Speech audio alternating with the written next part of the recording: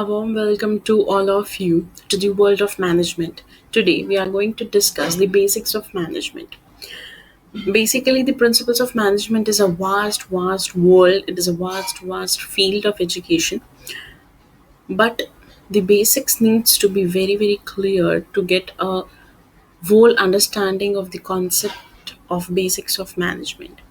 Today, we are going to discuss the few basic functions of management, the few terminologies which help or which act as a building block for the whole management concept to get cleared. So today we'll proceed with the very first definition, which is quite world famous. It was given by an American social worker called as Mary Parker Follett. She confidently states that it is the art of getting things done through others or through people. She firmly believes that it is an art which can be inborn or it can be inculcated with practice and continuous striving for knowledge, definitely.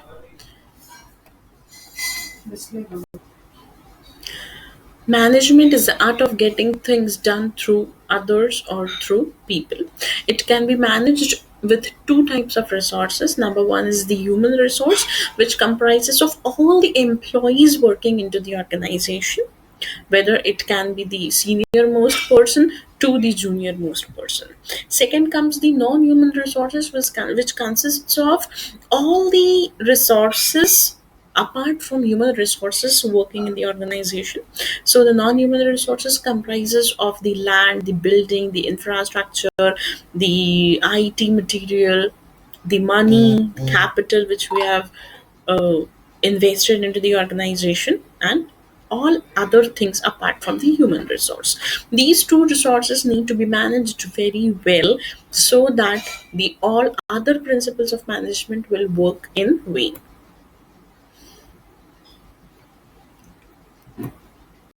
Then we have levels of management which are very basic, very easy to understand, but at the same time extremely important.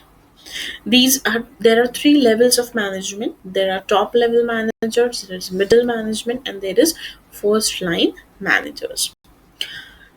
Top level manager consists of board of directors.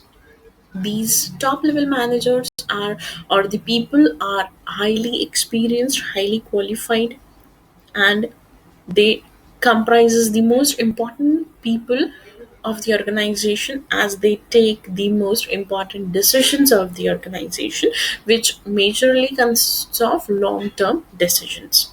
So the basic aim or objective of the top level management is to set the basic objectives or goals of the organization, or showing the path on which the organization will work, that is setting up the mission and vision of the organization.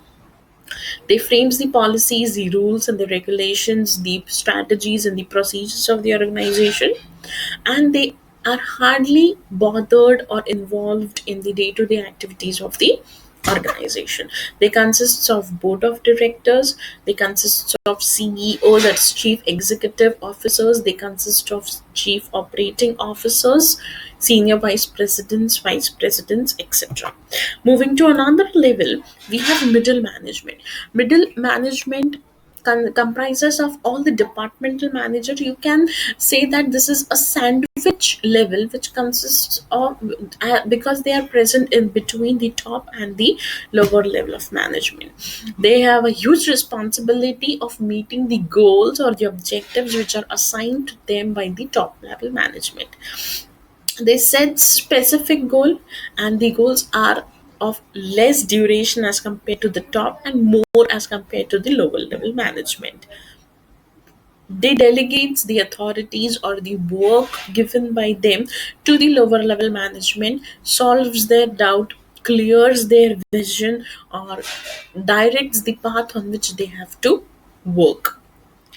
They are generally the departmental heads and departmental managers. They also consist of divisional managers or departmental managers. Last is the lowermost level of management. They are the highest number of employees into any organization. They have the responsibility of accomplishing day-to-day responsibilities of the operations. The first line supervisor manages the foremen and the daily wages workers, records their feedbacks, their doubts, and their difficulties, and gives their performance record to the middle level management, which in turn passes it on to the top level management, and thereby the transfers, thereby the promotions are dependent on all these particular things. The management process is a huge phenomena. Any organization, whether it can be a small scale organization, whether it can be a medium scale organization, or it can be a large scale organization, it cannot work without a proper process of management. Firstly and basically, it consists of various functions of management. There are n number of functions of management, but few important are planning, organizing, staffing, directing, and controlling, which we'll be discussing in this particular lecture. There are some important managerial roles which a manager should play. That is interpersonal role. Managing the employees is an art, as we discussed earlier. Then it should be information based. That is, the manager himself or herself should be having or possessing huge amount of technical skills. Only bookish knowledge is not important.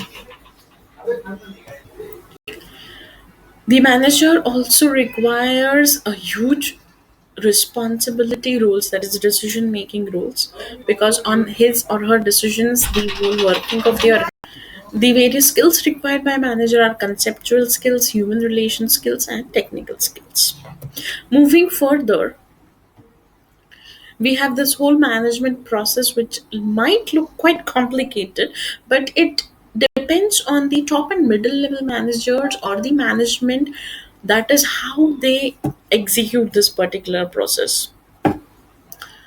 It consists of various functions in the middle, whereas the input consists of human and non-human resources.